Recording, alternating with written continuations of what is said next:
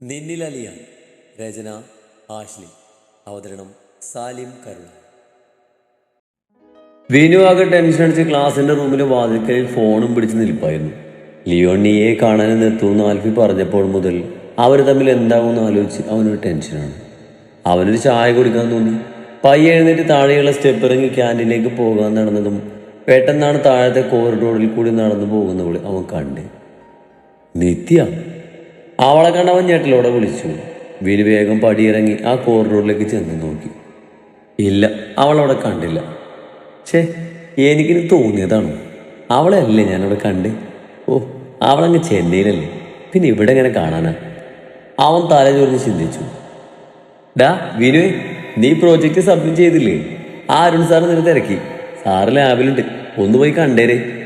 അവനടുത്തേക്ക് വന്ന യദു പറഞ്ഞു. ഈ കോളേജിൽ ചേർന്നപ്പോൾ വിനുവിന് കിട്ടിയ കൂട്ടാണ് യദു കൃഷ്ണൻ എന്ന യദു. ആടാ, ഞാനിപ്പോൾ പോകാം. യദുവിനോട് മറുപടി കൊടുത്ത് അവൻ ലാബ് ലക്ഷ്യമാക്കി സ്പീഡിൽ നടന്നു. ലാബിന് മുന്നിലെത്തി അകത്തേക്ക് നോക്കിയതും അരുൺ സാറിന് ചുറ്റും കുറച്ച് സ്റ്റുഡൻസ് നിൽക്കുന്നത് കണ്ട് അവൻ വാതിൽക്കൽ തന്നെ നിന്നു. പെട്ടെന്ന് അവിടെ നിന്ന കുട്ടികളുടെ കൂട്ടത്തിൽ അവൻ നിത്യയെ കണ്ടു. വിനു തലേന്ന് കുടഞ്ഞ് കണ്ണ് തിരുമ്പി ഒന്നുകൂടെ നോക്കി.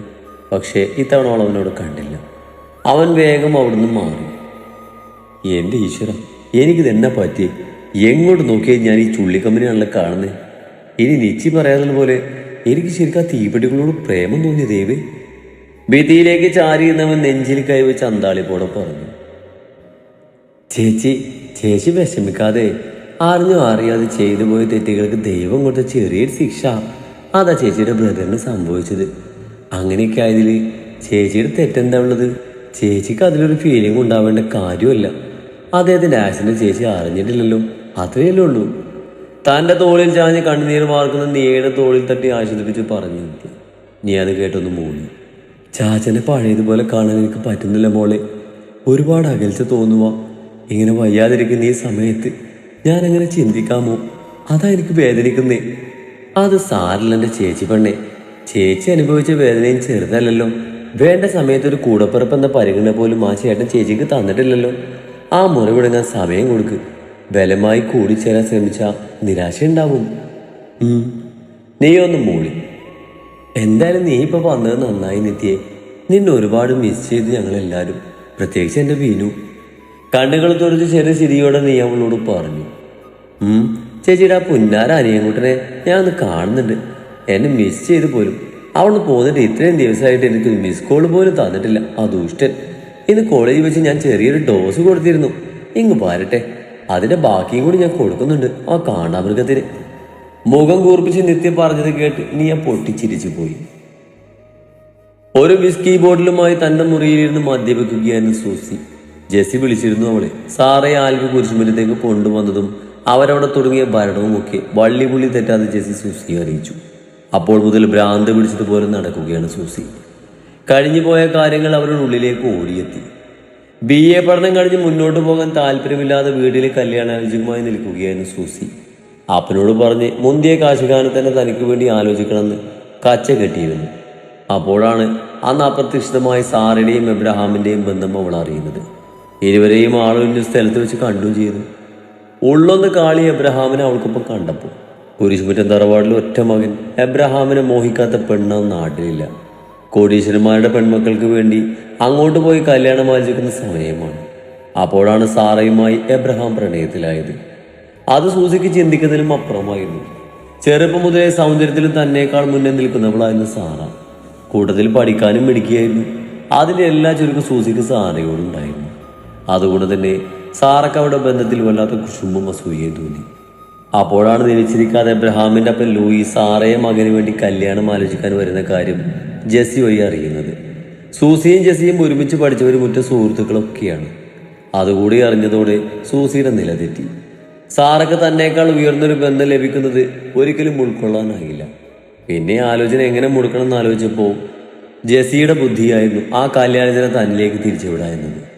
ആ ബുദ്ധി സൂസിക്ക് അങ്ങനെ ബോധിച്ചു. എബ്രഹാം തന്റെ പപ്പയോട് പറഞ്ഞ പേര് സാറ എന്ന് തന്നെയായിരുന്നു. എന്നാൽ ആ പേര് അയാളുടെ നാവിൽ നിന്ന് തിരുത്തിയത് ജെസ്സിയായിരുന്നു. സാറയല്ല, സാറയുടെ ചേച്ചി സൂസിയാണ് ഈ ചായ സ്നേഹിക്കുന്നത്. ചേച്ചി നിൽക്കുമ്പോൾ അനിയത്തിയെ നോക്കുവോ പാപ്പ? പാപ്പ കേൾപ്പിച്ച എൻ്റെ പേര് പറഞ്ഞ് മാറിയതാ. സാറയല്ല, സൂസി. എന്ന് ജെസ്സി ലൂയിസിനെ തിരുത്തിയതോടെ എല്ലാം തകിടം പറഞ്ഞു. പണ്ട് തൊട്ടേ അമ്മച്ചിയുടെ പേര് പറഞ്ഞ് സാറയെ കുത്തി നോക്കുമായിരുന്നു സൂസി. ആ പ്രയോഗം തന്നെ വീണ്ടും മുതലാക്കി. അവളെ കണ്ണുനീർ കൊണ്ട് തളർത്തുകയും കൂടെ ചെയ്തപ്പോൾ സാറയായിട്ട് തന്നെ ആ ബന്ധത്തിൽ നിന്ന് ഒഴിഞ്ഞു മാറി തന്നു. അങ്ങനെയാണ് ഈ സൂസി കുരിശുമുറ്റത്തെ എബ്രഹാം ലൂയിസിന്റെ ഭാര്യയായത്. അത്രയും ഓർത്തുകൊണ്ട് കയ്യിലിരുന്ന ഗ്ലാസ്സിലെ മദ്യം വായിലേക്ക് കമഴ്ത്തി സൂസി. പെട്ടെന്ന് സൂസിയുടെ തലയിൽ ഒരു കാര്യം ഉദിച്ചു. അവൾ പുഞ്ചിരിയോടെ വേഗം തന്റെ ഫോൺ എടുത്ത് സ്റ്റീഫന് ഡയൽ ചെയ്തു. 2 റിംഗ് തീരും മുമ്പേ ആ കോൾ എടുത്തു. ഹലോ സ്റ്റീഫൻ ചായ, സൂസിയെ വിളിക്കുന്നേ. പറ സൂസി. അത്ര താല്പര്യമില്ലാത്ത പോലെ സ്റ്റീഫൻ പറഞ്ഞു.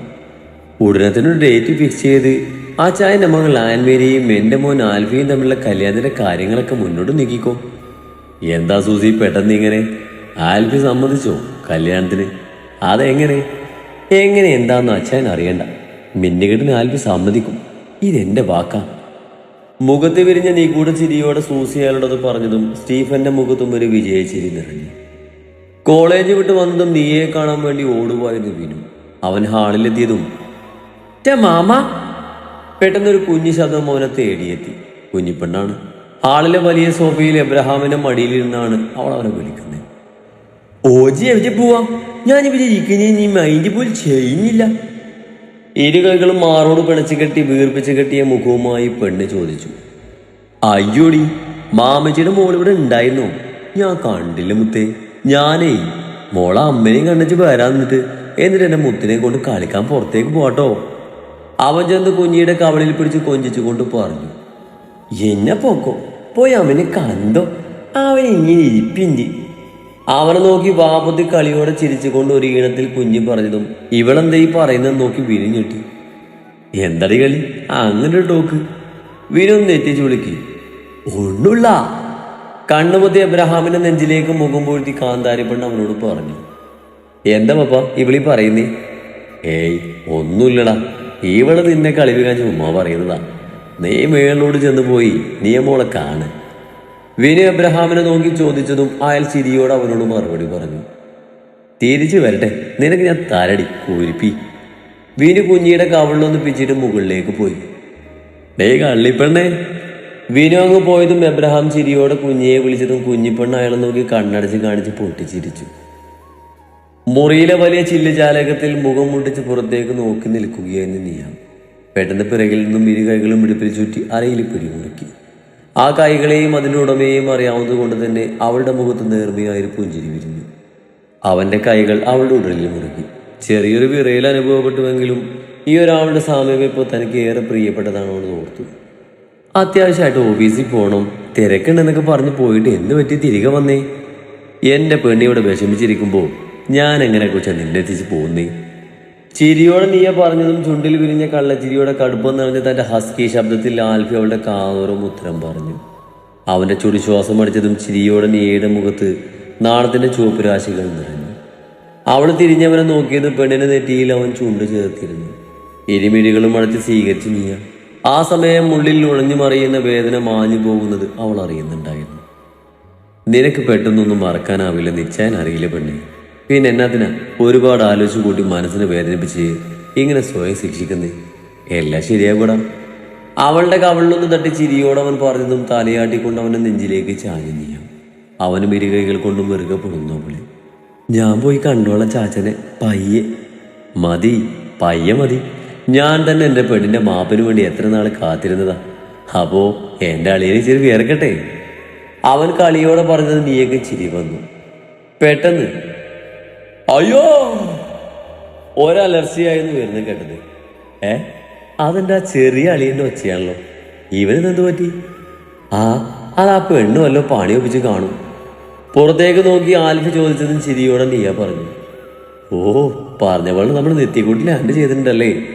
അപ്പം എൻ്റെ അളിയൻ ചെക്കൻ്റെ കാര്യത്തിൽ തീരുമാനമായി. വാടി നമുക്ക് പോയി നോക്കാം. ചിരിയോടെ പറഞ്ഞുകൊണ്ട് ആൽഫി നീയേയും ചേർത്ത് പിടിച്ച് പുറത്തേക്ക് നടന്നു.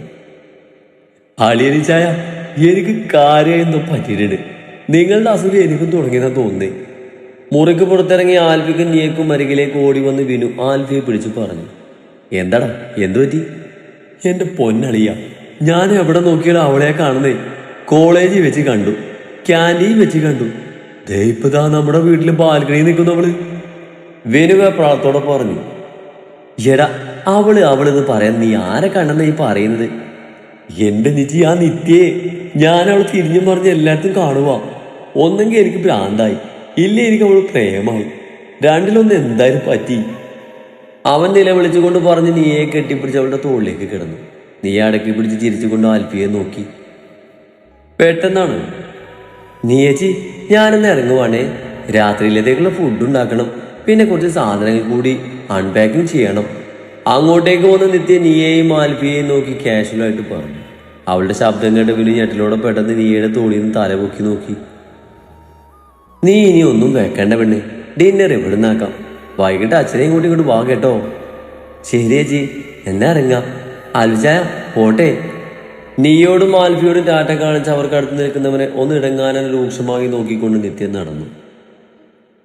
ഇനി എന്റെ മോനെ, നിന്റെ അളിയനെ പിടിച്ച് കരട്ടോ, ഞാൻ പോട്ടെ എന്നും പറഞ്ഞ് വിനുവിനെ തള്ളി മാറ്റിയിട്ട് നിത്യക്കൊപ്പം താഴേക്ക് പോയി. നീയ അല്ല ഇതെന്താണ് ഈ സംഭവിക്കുന്നത്? മോനെ വിനുകുട്ട, കാര്യം ഇത്രയേ ഉള്ളൂ. നിത്യയെ നമ്മുടെ കോളേജിലേക്ക് ട്രാൻസ്ഫർ ചെയ്തു. അവളുടെ അച്ഛന് നമ്മുടെ കമ്പനിയിൽ ജോലി സെറ്റാക്കി. ഇപ്പൊ അവർ രണ്ടുപേരും നമ്മുടെ പുറത്തെ ഔട്ട് ഹൗസിലെ താമസം. കലങ്കിയോ? ബ്ലിക്സായി നിൽക്കുന്നവന്റെ തോളിൽ പിടിച്ച ചിരിയോട് ആൽഫി ചോദിച്ചതും. അപ്പൊ നൈസായിട്ട് എനിക്ക് പണി തന്നതാണല്ലേ? അതെ, പക്ഷേ ഇതിന് പിറകിലേ നിന്റെ പൊന്നു ചേച്ചിയടാ, അവളുടെ മാസ്റ്റർ പെയിനാ അത്. വിനുവിനെ ചേർത്ത് പിടിച്ച് കളിയോട് ആൽഫി പറഞ്ഞതും ഷോ എന്നും പറഞ്ഞ് സ്വയം തലക്കടിച്ചു വിനു.